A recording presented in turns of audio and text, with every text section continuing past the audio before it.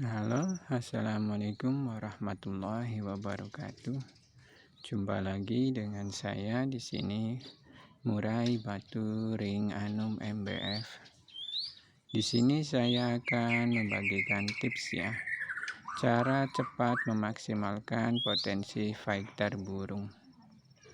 Sebenarnya di dalam link YouTube saya itu, jika Anda sudah mengikuti ya, sejak perawatan trotol itu sebenarnya ketika burung ini sudah dewasa seperti ini, sudah pastol, insya Allah vektornya itu sudah ada dan hanya tinggal kita jaga ya, kita jaga dan kita maksimalkan. Di sini saya akan langsung to the point saja ya, supaya menghemat waktu dan Anda lebih cepat paham. Kita bahas langsung dari pastol ya. Dari burung pastol ini, burung ini membutuhkan, setelah pastol ini dia membutuhkan satu, keseimbangan birahi dan keseimbangan emosi. Kedua, terbentuknya setelan yang seimbang. Keempat, perawatan yang konsisten dan mampu membuat burung ini bisa maksimal dari segala fisik dan suaranya ya. Nah, perawatan seperti ini memang harus kita kerjakan dengan sabar ya, dengan konsisten. Terutama ketika burung ini sudah mulai masuk pastol, itu dorong ekor saya sudah pernah membagikannya ya, di proses penting pengembunan. Di proses penting pengembunan itu sangat penting ya. Dan biarkan burung itu seperti di depan ini ya. Biarkan dia terbang-terbang ya. Burung ini masih 5 bulan, masuk 6 bulan ya. Bisa kita lihat dari samping mulutnya itu masih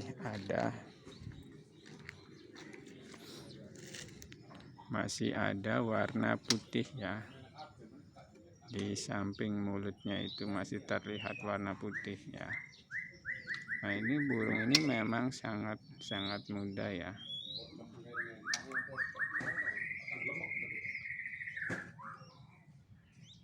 Nah, masih terlihat putih di samping mulutnya.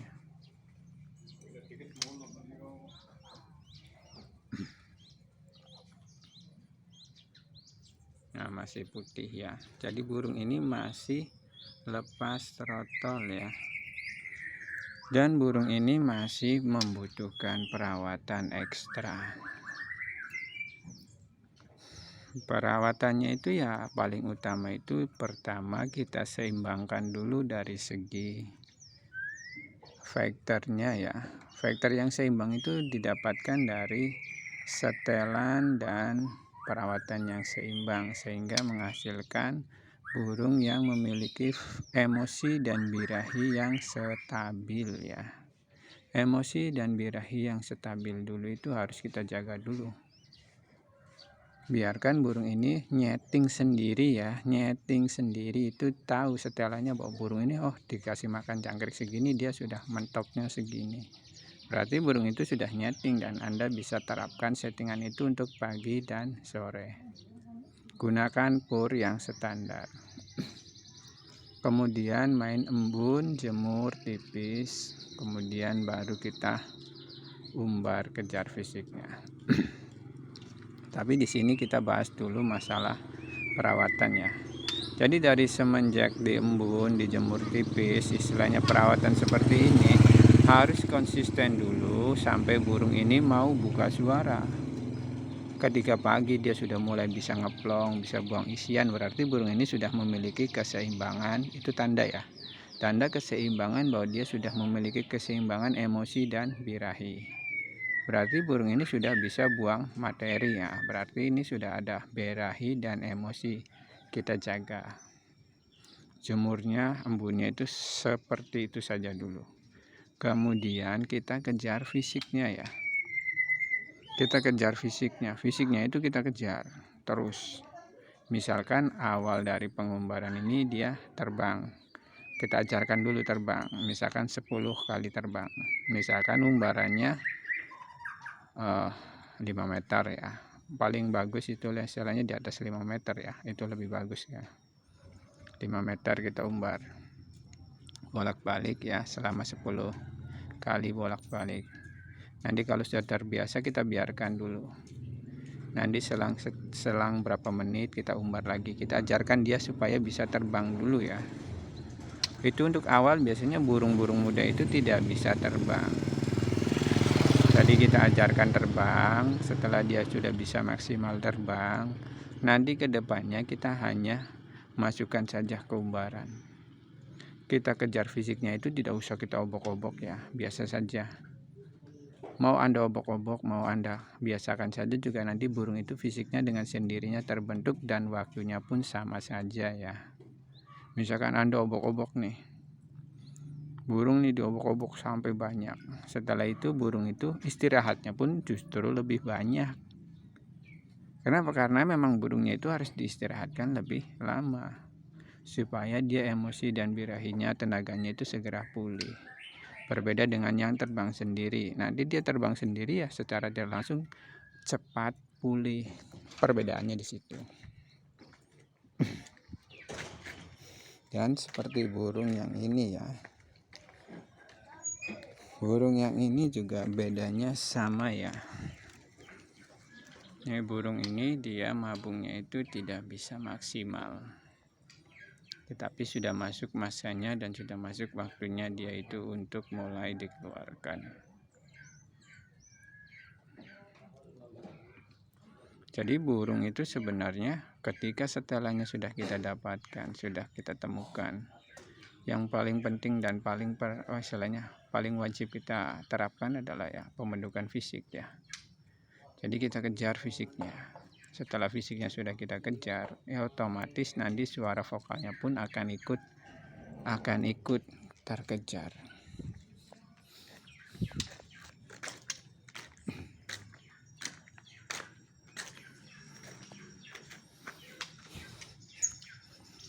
Dan perawatan saya itu selalu seperti ini ya, saya taruh di bawah dan saya adaptasikan. Nah, ini adaptasi pun sangat penting ya. Nanti ketika burung ini sudah terbentuk fisiknya, terbentuk karakter suaranya, terbentuk vektornya, sudah seimbang, dibawa kemanapun dia tidak akan memikirkan orang lain atau benda-benda lainnya. Dia hanya akan fokus berkicau dan bertarung dengan sesama burung murai ya. Sebenarnya di sini saya tidak ada yang saya kurang-kurangi ya dalam hal pemberian pemahaman supaya Anda itu, para pemula itu tidak tersesat ya. Sebenarnya banyak yang mungkin di YouTube ya, atau di FB ya. Burung pastol dia juara ya, pastol kemudian juara. Jadi burung pastol ini dia juara itu ada beberapa faktor ya. Faktor pertama itu ketika dia trotol itu sudah dirawat dengan tepat dan benar, dan khusus untuk burung lapangan ya, bukan untuk burung rumahan. Jadi ketika dia memiliki burung dari terah juara, kemudian sudah memiliki umbaran, burung dirawat dengan tepat dan benar sesuai dengan setelan yang sudah didapatkan dari riwayat-riwayat kakak-kakaknya ya, yang mungkin sudah juara, atau istilahnya dari indukannya pun sudah tahu bahwa burung ini berkarakter seperti ini dan kemungkinan anaknya itu berkarakter sama atau lebih dari bapaknya. Maka dari itu perawatan pun memang harus disesuaikan. Dan di sini para pemula biasanya umumnya itu salahnya ketika memiliki burung bahan, kita itu terlalu banyak berpikir istilahnya burung ini segera berkicau. Tidak usah berpikir seperti itu, sebenarnya dirawat saja dengan tepat dan benar. Pertama ketika trotol itu dibentuk burung itu dengan maksimal perawatan fisiknya ya. Jadi dibentuk dulu supaya tubuhnya itu berkembang maksimal, bulunya itu bisa tumbuh secara maksimal ya, tanpa ada kendala gagal mabung atau semacamnya ya. Sebenarnya saya pun ada ya burung dari riwayat yang induknya itu memang mabungnya itu tidak bisa sempurna ketika dia lepas trotol, itu ada. Tetapi memang burungnya itu burung istimewa ya. Biasanya burung-burung yang memiliki kelemahan itu istilahnya dia punya bakat istimewa. Tetapi ketika kita merawat burung, sebaiknya rawat burung itu memang harus maksimal. Dari mulai mutasi sampai dewasa itu harus benar-benar tercukupi antara nutrisi dan kebutuhan burung. Kedua, setelah dia sudah dewasa itu memang wajib harus kita seimbangkan ya. Tidak kita jor-joran, tidak kita gunakan pur istilahnya pur jenis protein tinggi, setelan tinggi, kemudian burung bledos ya, burung lowo, burung istilahnya jinak. Sebenarnya untuk burung-burung murai itu memang harus kita rawat dengan tepat dan benar. Ada beberapa tipe burung ya yang memang harus kita seimbangkan. Misalkan burung-burung itu burung tipe fighter. Berbeda ketika kita sudah memiliki burung pastol ya. Ketika burung pastol ini sudah dewasa, dia itu masuk ke usia 8 bulan. Misalkan masuk ke usia 8 bulan, kemudian burung ini tidak memiliki emosi ataupun birahi. Ketika burung ini di-track atau dicoba ya, di-track dengan sesama burung murai, ternyata burung ini tidak memiliki respon ya. Dia hanya diam dan mendengarkan saja. Berarti burung ini termasuk kategori tipe dingin ya. Dan justru seperti ini, burung seperti ini akan sangat mudah. Ketika burung ini tidak memiliki emosi dan birahi ya, kita hanya perlu mendongkrak emosi dan birahinya. Bisa kita main umbar, setelah umbar kita jemur ya, atau kita jemur dulu semenjak proses pengembunan. Kita jemur maksimal ya. Setelah jemur maksimal kita sauna. Terus setelah kita sauna kita umbar, kita kejar fisiknya dan kita kejar emosi dan birahinya. Insya Allah dalam waktu 1 bulan burung itu bisa langsung maksimal ya, bisa langsung seimbang. Berbeda dengan burung yang tipe fighter atau tipe panasnya. Biasanya burung ini terlalu banyak tingkah. Jadi kita memang harus benar-benar ekstra ya, menyeimbangkan dari segi rawatan dan segi setelan ya. Biasanya kelemahan dari burung tipe fighter ini, dia itu ketika ada lawan yang sama, dia itu akan terbawa ya. Itu umum. Jadi kita sebagai perawat, sebagai pemilik, pemahaman dari karakter itu memang harus nomor 1 ya. Kemudian pola perawatan itu tidak bisa kita kurang-kurangi ya. Kalau bisa seimbangkan saja.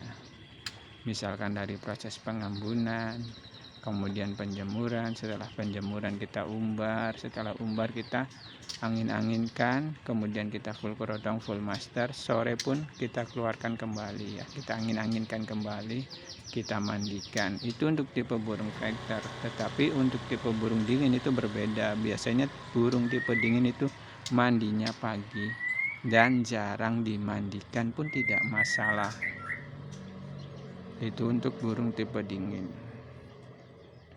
Untuk perawatannya sama, hampir sama, hanya proses perbedaannya itu di mandi.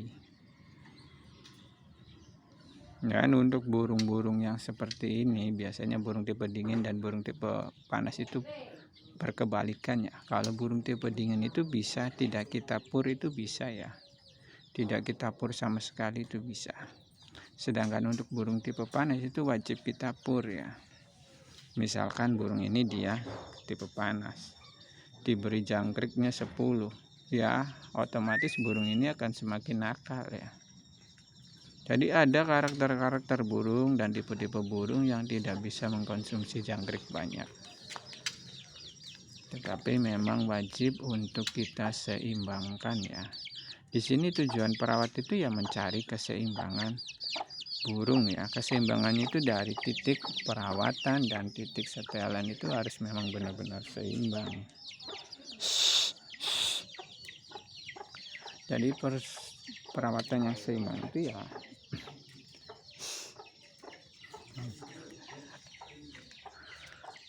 otomatis akan mendapatkan burung yang seimbang pula. Jadi faktor utama yang bisa menyebabkan burung itu seimbang adalah pertama dari segi perawatan. Dari pagi hari, dari subuh ya, kemudian kita jemur siang, misalkan kita angin-anginkan, kemudian full kerodong, full master. Sore hari kita angin-anginkan kembali, malam kita mandikan setelah maghrib ya, mendekati isya. Kemudian kita angin-anginkan, kita full kerodong lagi setelah diberi makan, full master lagi. Itu perawatan. Untuk setelan pun memang harus diseimbangkan. Misalkan jangkriknya konsumsinya berapa, misalkan 4 pagi hari, sorenya 5, atau misalkan pagi hari subuh diberikan jangkrik misalkan 1 ekor, setelah 1 ekor setelah penjemuran diberikan jangkrik misalkan 3 ekor.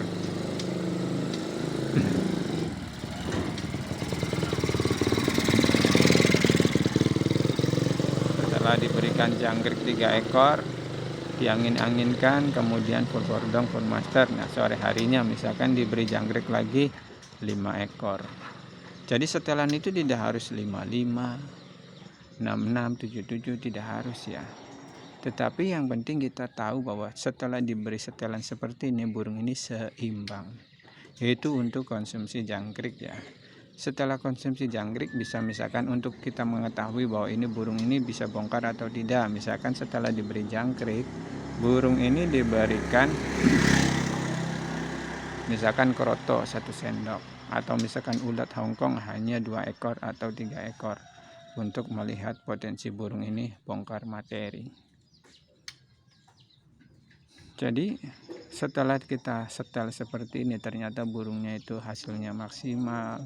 Bisa kita tahu, oh burung ini bisa bongkar materi nih, oh burung ini bagus nih materinya. Jadi kita tahu bahwa burung ini memiliki materi yang dia tonjol-tonjolkan ya. Nah itu wajib, sebagai perawat itu kita harus tahu, wajib. Karena perawat itu sangat penting ya, ketika dia itu sudah memasuki usia dewasa ya. Burung-burung pastol usia dewasa itu antara 7 bulan sampai 8 bulan sampai 9 bulan. Itu sudah masuk masa dewasa. Dan birahi sama emosi pun biasanya sudah muncul di sini dan bisa kita kendalikan ya. Jika kita tidak bisa, istilahnya tidak bisa memahaminya ya, dan tidak bisa mengendalikannya ya, otomatis burung ini pasti akan rusak ya. Karena kita tidak bisa meredamnya atau tidak bisa menyeimbangkannya. Jadi usia-usia itu memang sejak ketika trotol dorong ekor harus kita seimbangkan. Kita gunakan saja perawatan di semi alam itu seperti itu. Di alam itu kepanasan, kehujanan, kedinginan, kena embun ya, tidak ada kerodong, tidak ada sangkar, tetapi mereka itu lebih seimbang. Karena ya tadi, jadi burung ini mampu meredam semua yang sudah dia serap ya, termasuk emosi dan birahi. Jadi kita sebagai perawat ya memang harus memaksimalkan potensi burung yang kita miliki. Jangan ragu Anda itu untuk bereksperimen dengan setelan. Tetapi kalau untuk perawatan itu konsisten kuncinya ya. Terutama konsisten itu ketika sudah pastol, sudah dewasa, sudah seperti ini. Nah, dia itu harusnya sudah masuk umbaran ya, karena dia sudah mau terbang-terbang seperti itu. Cuma di sini saya tidak punya umbaran ya. Jadi saya kalau mau ngumbar itu saya bawa ke rumah teman, kemudian saya umbar di rumah teman sambil ngopi.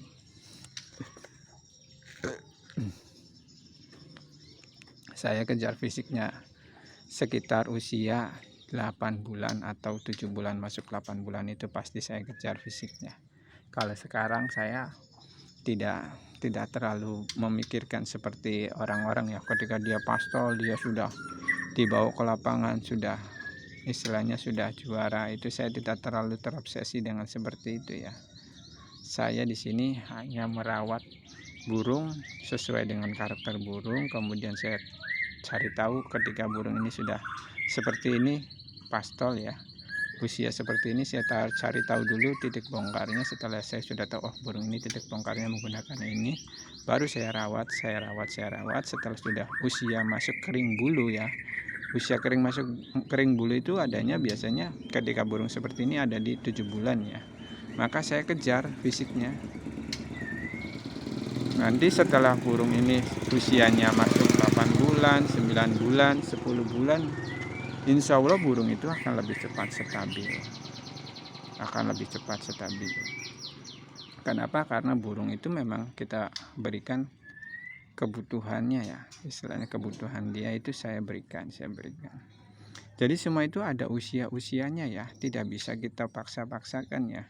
Ada yang cepat dan ada yang lambat. Jadi kita sebagai perawat harus wajib memahaminya ya. Wajib. Jadi Anda harus paham antara setelan, karakter burung, dan perawatan. Itu harus benar-benar Anda pahami. Belajar istilahnya itu dari awal ya, dari trotol itu memang harus kita pelajari. Ya, sepertinya perawatan itu sangat mudah ya, sudah saya jelaskan semua, tidak ada yang saya tutup-tutupi. Insya Allah perawatan seperti ini akan menghasilkan burung yang vektornya stabil dan insya Allah juara. Nah, selamat mencoba, semoga burung Anda bisa maksimal Anda rawat ya. Jika Anda memiliki burung murai memang wajib ya, harus memiliki kandang umbaran ya, wajib, terkecuali Anda memiliki burungnya itu tipe dingin, tidak memakai umbaran pun tidak masalah ya, hanya menggunakan jemur saja itu tidak masalah. Tetapi ketika Anda sedang memiliki burung murai, sebaiknya Anda memiliki kandang umbaran ya, karena kandang umbaran itu di sini sangat penting ya, perannya itu sangat penting untuk membentuk fisik burung ketika burung ini muda ya. Berbeda dengan burung MH ya, bahan muda hutan itu mungkin tidak usah kita umbar pun tidak masalah ya. Tetapi di sini untuk burung-burung yang khususnya burung penangkaran itu wajib kita umbar ya. Ya, demikian pola perawatan. Insya Allah pola perawatan seperti ini dan pola setelan yang saya berikan kepada Anda, insya Allah akan memaksimalkan potensi burung Anda ya. Jadi Anda harus yakin dengan pola perawatan yang Anda terapkan. Insya Allah pola perawatan ini pasti maksimal jika Anda terapkan untuk burung-burung bahannya. Ya, demikian pola perawatan yang bisa saya berikan, semoga bermanfaat. Salam kicau mania pemula, salam lestari burung lokal. Assalamualaikum warahmatullahi wabarakatuh.